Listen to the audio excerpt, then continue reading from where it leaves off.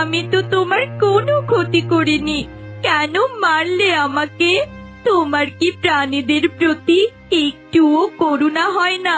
তুমি আমাকে তীরবদ্ধ করে মেরে ফেলতে চাইছো? আমি শিকারী, করুণা কি আমি তা জানি না। আমি শুধু এইটা জানি, তোমার পালক বিক্রি করলে আমি অনেক টাকা পাবো। এত বড় একটা অন্যায় করার পরও তুমি হাসছো?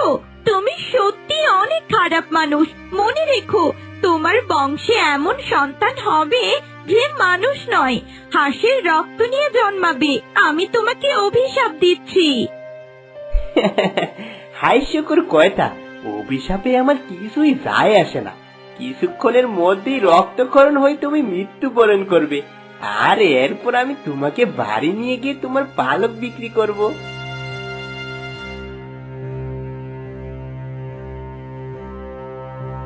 না না, এই হাঁসের অভিশাপে আমি সত্যি ভয় পাচ্ছি। এই হাঁসের কোনো প্রয়োজন নেই। আমি খালি হাতে বাড়ি ফিরে যাব। হাঁসটা এখানে ফেলে রাখলে দুর্গন্ধ ছড়াবে। এক কাজ করি, এই হাঁসটা আমি মাটিতে পুঁতে দেই।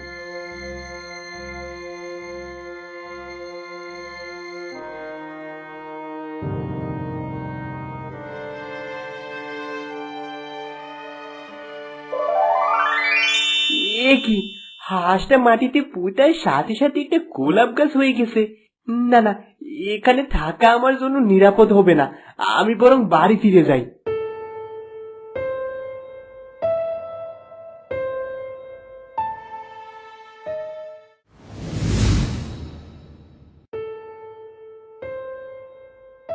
স্বামী, তোমার মুখ এমন মলিন কেন? কি হয়েছে? যখনই তোমাকে দেখি সারাক্ষণ শুধু মুখ ভোঁতা করে রাখো। কি হয়েছে বলবে তো? জানি না গো, সেই হাঁসের কথা আজও কানে বাজে। আমি মা হতে চলেছি, আর এখন তুমি এসব বাজে বাজে কথা বলা শুরু করেছো। যদি আমার পেট থেকে একটা হাঁসের মতো বাচ্চা বের হয়? হাঁসের অভিশাপ? না না, এমন হবে না। একদম এসব বাজে কথা মুখেও আনবে না।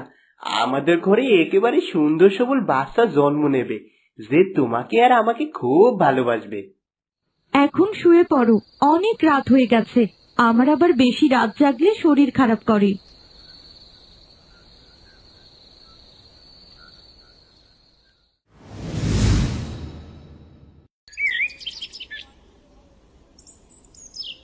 ছি ছি, মানুষ না হয়ে হাঁসের বাচ্চা জন্ম দিলি, এমন লজ্জা আমি কোনো দিন পাইনি।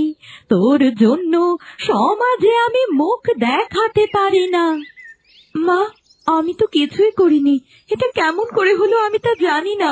তাছাড়া অভিশাপ আপনার ছেলের লেগেছিল, আমি তো কিছুই করিনি। চুপ, মুখ বন্ধ রাখ। আমার বংশে এখন হাঁসের মা থাকবে?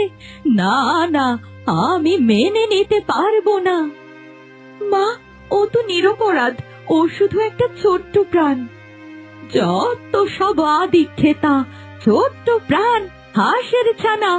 ওকে নিয়ে তুই আমার ঘর থেকে এখনই বের হয়ে যা। আমি কোথায় যাব মা?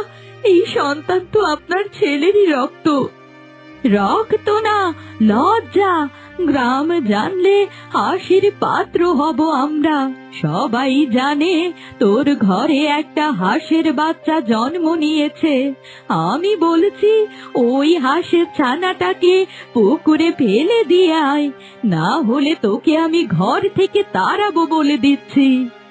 না মা, আমি ওকে মারতে পারবো না। তাহলে তো কেউ থাকতে হবে না এই ঘরে। আমার ছেলে ঘরে ফিরলে সেও তোকে ছাড়বে। সে শহরে গেছে, আগামীকাল ফিরে আসবে। আর মনে রাখিস, আজকের রাত তোর শেষ রাত এই ঘরে। আপনার ছেলে যদি না চায়, তাহলে আমি আর এই বাড়িতে থাকবো না।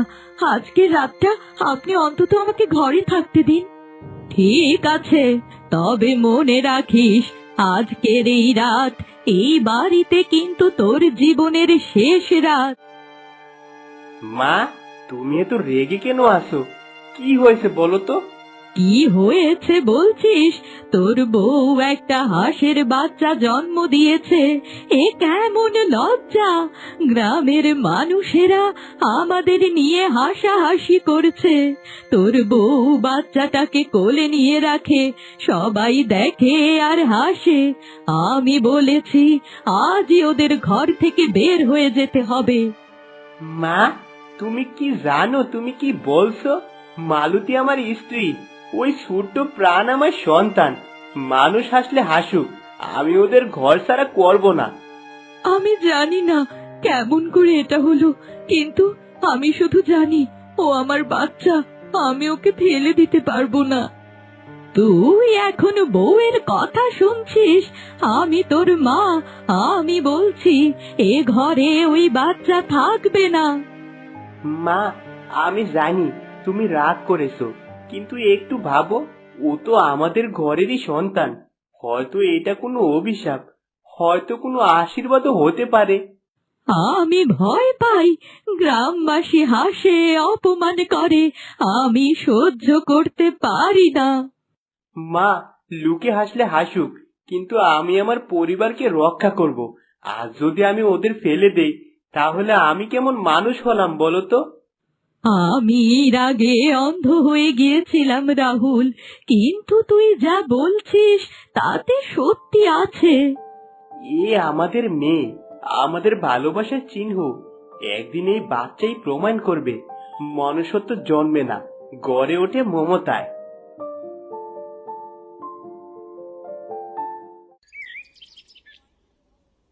হে বিধাতা, তুমি আমাকে কেন হাঁস বানিয়ে পাঠিয়েছো?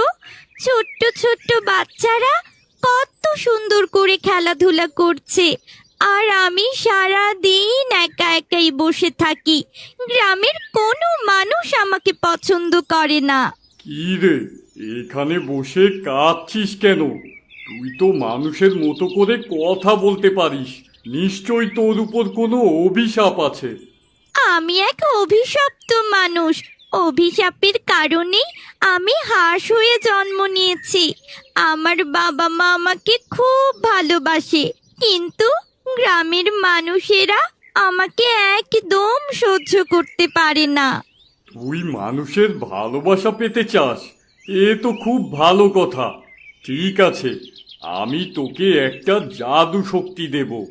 এই শক্তির মাধ্যমে তুই আলো ছড়াতে পারবি, আর আলো ছড়িয়ে বিপদ আপদ থেকে মানুষকে রক্ষা করতে পারবি। সত্যি বলছেন আপনি? আমি আপনার উপর খুব খুশি হয়েছি সন্ন্যাসী বাবা। তাহলে আমাকে এমন একটা শক্তি দিন যার মাধ্যমে আমি সহজেই মানুষের ভালোবাসা পেতে পারবো।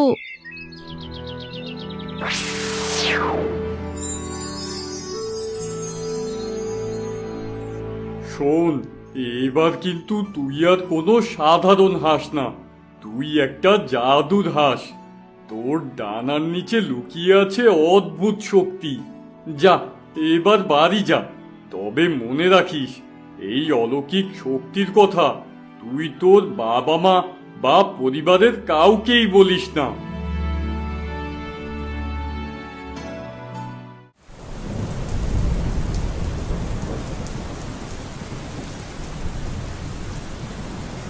এ কি হয়ে গেল? গ্রামের চারদিক থেকে বন্যার পানি ঢুকতে শুরু করেছে। কিছুদিনের মধ্যেই আমাদের সব ফসল নষ্ট হয়ে যাবে, আর এরপর আমাদেরকে পথে বসতে হবে। বাবা, তুই আর দেরি করিস না, গ্রামবাসী নিয়ে নদীতে একটা বাঁধ দেওয়ার চিন্তা কর। দেখবি এই গ্রামের সব ফসল বেঁচে যাবে। ঠিক বলেছো, গ্রামে যদি কোনো রকমে একটা বাঁধ দেওয়া যায়, তাহলে গ্রামের সব ফসলগুলো বাঁচানো সম্ভব। ও বাবা, আমাকেও সাথে করে নিয়ে যাও। আমিও দেখতে চাই কিভাবে নদীতে বাঁধ দিতে হয়। আরে না না, তোকে নেয়া যাবে না। এমনিতেই গ্রামবাসী তোকে পছন্দ করে না। এরপর তারা সবাই মিলে বলবে তুই এই গ্রামে থাকার কারণে গ্রামে বন্যার পানি ঢুকেছে।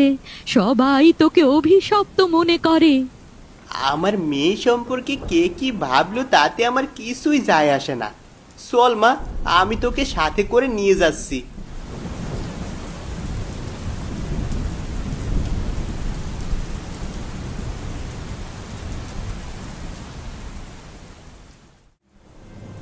কি রে, তোকে তো আগেই বলেছিলাম এই অভিশপ্ত হাঁসটাকে গ্রাম থেকে বের করার ব্যবস্থা কর।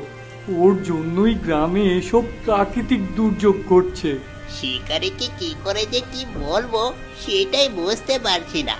ও তো নির্ভেজাল মানুষ, কখনো গ্রামের কোনো ক্ষতি করেনি, বিপদে মানুষের কাছে এগিয়ে আসে। দেখতে পাচ্ছিস না, গ্রামে বন্যার পানি ঢুকতে ঢুকতে সব ফসল একেবারে নষ্ট হয়ে গেছে। এখন শিকারীর প্রতি মায়া দেখিয়ে কোনো লাভ হবে না। কি করি বলতো? এক কাজ করি, চল মোড়লের কাছে গিয়ে ব্যাপারটা জানিয়ে আসি। আমার মনে হয় ওই অভিশপ্ত হাঁসটাকে গ্রাম থেকে বের করে দিতে হবে, তা না হলে গ্রামের এরকম ক্ষতি হতেই থাকবে।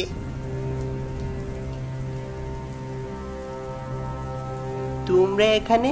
যাক, ভালোই হইলো। চলো আমরা সবাই মিলে নদীতে বাঁধ দেওয়ার ব্যবস্থা করি, এত করে সব ফসলগুলো বাঁচানো যাবে।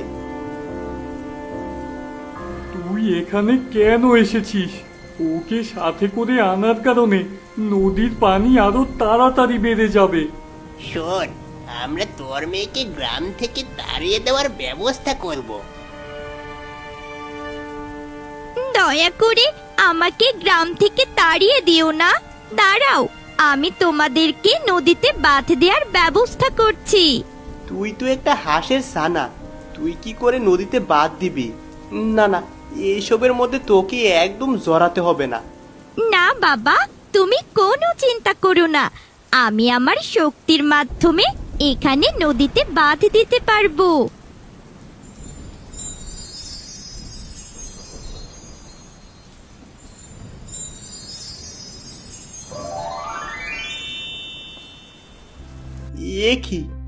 এ কি অদ্ভুত ব্যাপার! না না, আমি তো আমার নিজের চোখকে বিশ্বাস করতে পারছি না। তোর মেয়েকে আমরা এতদিন অশুভ শক্তি ভেবেছি। না না, ও কোনো অশুভ শক্তি নয়। ওর জন্যই আমরা আজ বন্যার হাত থেকে রক্ষা পেলাম। এরপর থেকে আমরা মনিয়াকে সবাই খুব ভালোবাসবো, আর কেউই কখনো মনিয়ার সাথে খারাপ ব্যবহার করবো না।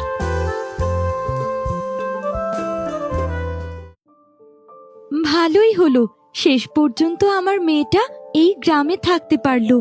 আমি তো ভেবেছিলাম বন্যা হওয়ার কারণে মেয়েটাকে অভিশপ্ত বলে গ্রাম থেকে না বের করে দেয়। যদি তোমার মেয়ে না থাকতো তাহলে গ্রামের সব ফসলগুলো নষ্ট হয়ে যেত। আজকে আমার মনিয়ার জন্যই গ্রামের ফসলগুলো রক্ষা পেয়েছে। ওগো, শুনছো? তুমি তো বলেছিলে যেখানে তুমি ওই হাঁসটাকে পুঁতে রেখেছিলে ওখানে একটা গোলাপ গাছ হয়েছে। চলো না, আমরা গোলাপ গাছটা একবার দেখতে যাই। এমনও তো হতে পারে সেই গোলাপ গাছের কাছে ক্ষমা চাইলে আমার মেয়েটা তার মানব রূপ ফিরে পাবে। না গো বউ, এমন কিছুই হবে না।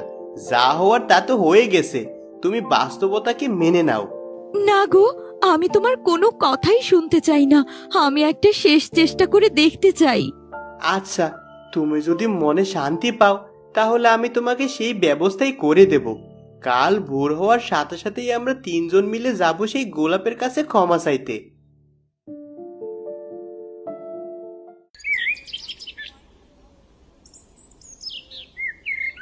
এই সেই জায়গা যেখানে আমি এক নিরীহ হাঁসকে মেরেছিলাম। আমি জানতাম না সেই ভুলে আমার নিজের জীবন এমন অন্ধকার হয়ে যাবে। বিধাতা হয়তো চেয়েছিলেন তুমি শেখো, কোনো প্রাণকে কষ্ট দিলে তার প্রতিধ্বনি একদিন ফিরে আসে। সারা জীবন আমরা আমাদের পাপের শাস্তি পেয়েছি। হে প্রকৃতি, হে গোলাপ গাছ, আমি তোমার কাছে ক্ষমা চাই। আমি অজ্ঞ ছিলাম। সেই হাত যদি শুনতে পায়, জানো আমি তার কাছে হাত জোর করে ক্ষমা চাইছি। যে অভিশাপ আমার কোলের সন্তানকে হাস করে দিয়েছিল, হে ঈশ্বর, যদি আমাদের ভালোবাসা সত্যি হয় তাহলে আজ ওকে তার রূপ ফিরিয়ে দাও।